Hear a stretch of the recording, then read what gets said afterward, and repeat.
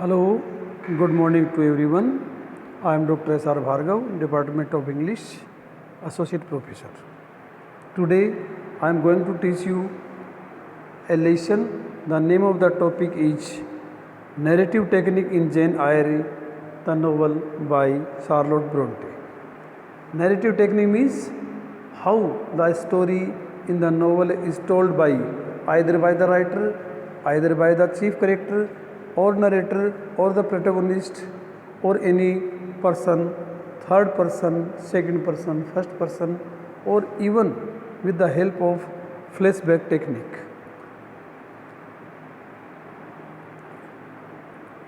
In the novel, I introduce you that how Jane Eyre adopts a first-person point of view, giving life to the heroine, making Jane the first-person I of the story. Jane is assertive and dauntless, and her narration adds strength and not weakness to the novel. Jane Eyre is introduced as a bold, frank girl who is not afraid of any weakness. Her perspective is not objective. She, as a mature woman, is looking back into past events. She has been presented as a mature, bold lady. The even addresses the reader of certain instance, reader, I married him, which remains the most remembered in the novel. She expresses her first person I several times. The narrative gives space for a factual account of Jane's thoughts and relevance. Jane always unleashes her heart, but whether it is to express her frustration toward Mrs. Reed or to unveil her love toward Rochester. She expresses her love towards her lover Rochester many times, and her frustration, disgrace, and disgust, hate towards Mrs. Reed. She does not make any effort to hide anything from the reader, even when it comes to confessing that she has a developed liking for Edward Rochester. She bluntly, frankly expresses her feelings for the person Rochester. First person narrative is when the story is narrated by a single person, reflecting on that person's life or even that the person is witnessing or experiencing. It is interesting to note that Jane's narrative gains the shape of an omniscient narrator of rare points at the novel. She is known as a omniscient narrator. Jane begins her journey showcasing her asserting nature to the reader. In a first-person narrative, the speaker is at an advantage that the reader sees that slide of the story that the narrator presents. The presented world is limited to the speaker's eye and his interpretation of people. Jane narrates stories that are told to her, which include incidents shared by the people, like Rochester's past and those things she hears from time to time. So the focus turns from the incidental that occurred to Jane's reaction to it. Unknowingly, the whole attention is basically set on Jane by the author, but at the same time presents Jane as an unconventional, well-founded, and as an accomplished lady. When the novel was initially published, the subtitle was an autobiography, and Currer Bell was identified as the editor rather.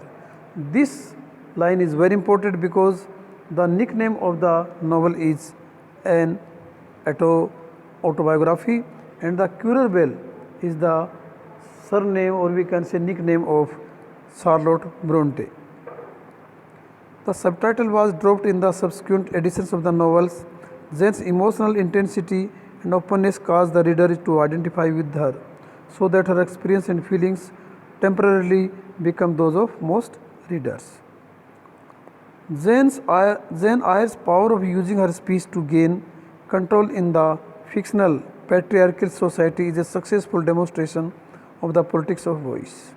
How Jane Eyre uses her voice to overpower like voices of the middle male figures. The address of her reader that the adult Jane has applied in narrating the whole story, if analyzed thoroughly, is able to help the actual readers to distinguish how she has intended to make a difference in narrating different periods of her short, unmarried life before the last chapter of this story. Despite the fact that Jane Eyre relies upon the moral growth and maturation of both Jane and Rochester, the point of view remains that of Jane alone, and everything is told solely from her point of view, so as Anne Martin explains. One sees all the action and character through her eyes, even when she is the apparently passive recipient of information from other characters. We never forget what Jane is feeling. When, for example, Rochester is telling her of his tribe of continental mistresses, we are less absorbed with his narration and his own feelings of remorse than we are with Jane's reactions to the necessary finitude of relationships based on passion alone.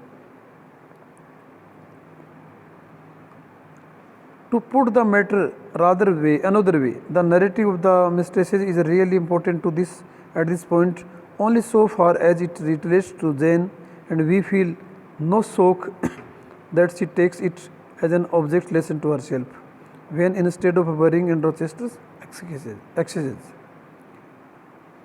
she says to his protestations of remorse over past dissipation, I tell the truth of these words, and I drew from them the certain inference that if I were so far to forget myself and all the teaching that had been instilled into me as under any only pretext, with only justification through any reputation to become the successor of these poor girls, he would one day regard me with the same feeling with now in his mind discredited the memory.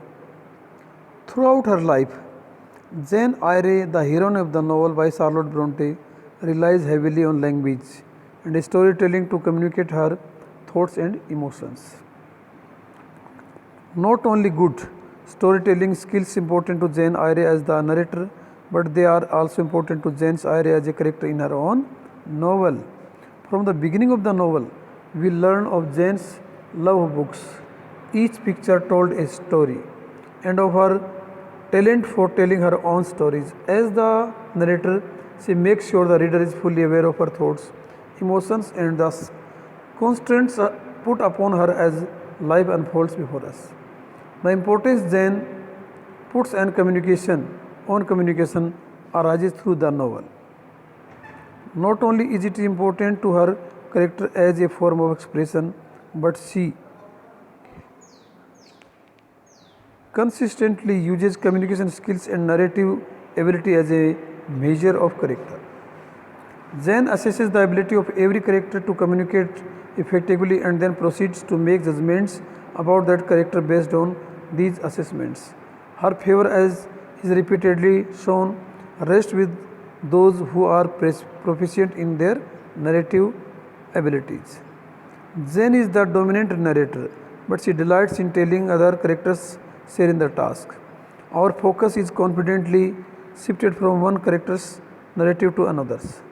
By allowing her story to be told through various characters, Jane not only emphasizes the high regard she has for these particular characters, but she emphasizes the veneration she has for eloquence in narration as well.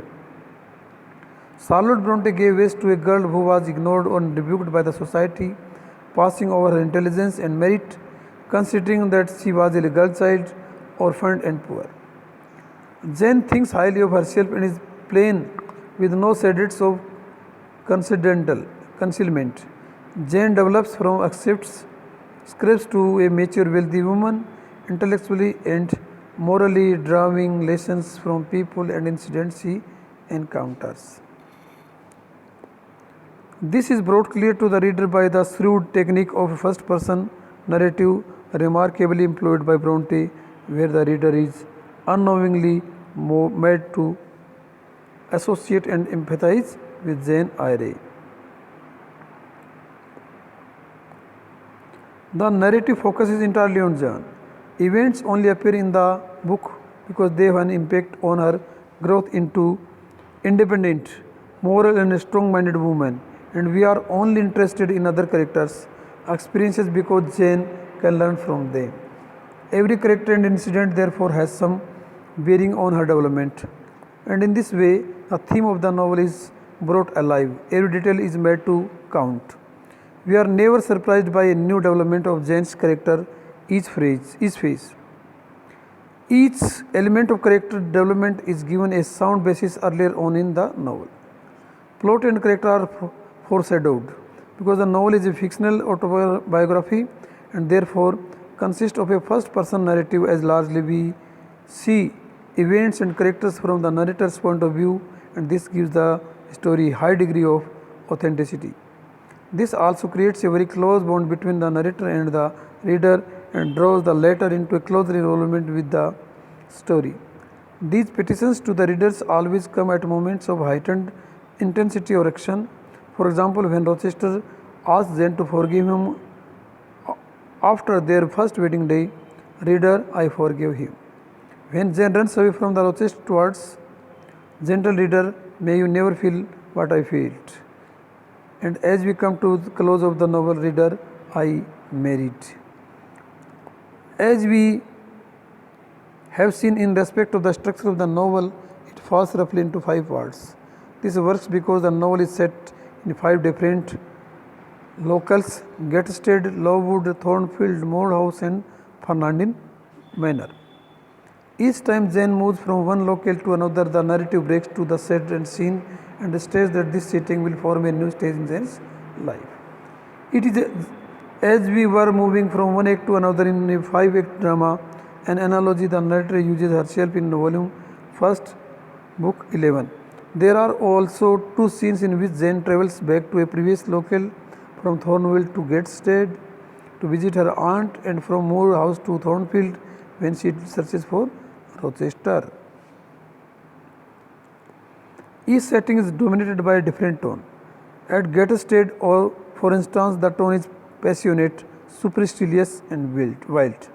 This reflects the fact that narrative is focused on a child at this point and shows us the more irrational elements in Jane's character. The tone of Lowood is cold, hard and constrained, and it reflects the limitations placed on young women by religious thought and social convention. At Thornfield, the setting is personal and symbolic. For instance, the house itself is identified with Rochester, and the narrator veers between the passy and the restraint. We feel Jane's pulse quickening as she begins to fall in love with her master, but we are also give a sense of the way in which she is turned between passion and self-control. At Moor House, the tone again becomes more stiffing and oppressive as Jane slips back into a more conventional way of behaving and begins to feel the limitations and killing pressure of John's sets us to self-sacrifice. However, when we finally reach Ferdinand, we move at last from fear and anticipation to delight. The novel therefore oscillates between the irrational Gateshead and Thornfield and the rational Lowood and Moor House, reflecting the divisions with Jane herself, a unit until resolution is achieved or Ferdinand. Discuss how Charlotte Bronte employs narrative technique in the novel Jane Eyre throughout Jane Eyre. Bronte incorporates narrative techniques to emphasize certain points and to keep the reader's attention. In the first few chapters of the novel, we are introduced into the world she is surrounded by, with the use of very descriptive imagery with a gothic element also incorporated for the audience to obtain a grasp of Jane's situation. As the nature of the book develops and unravels, frequently used devices such as the incorporation of a gothic element is seen throughout many of the main chapters. So, the narrative technique of Charlotte Bronte goes on very successfully. She employs first person everywhere. Third person is also used along with second person expressions. And now we come to the conclusion that is followed by thanks. So, the students, you have your in mind that the topic is interesting and you have learned everything. So, students, thank you for your nice cooperation. Thank you once again.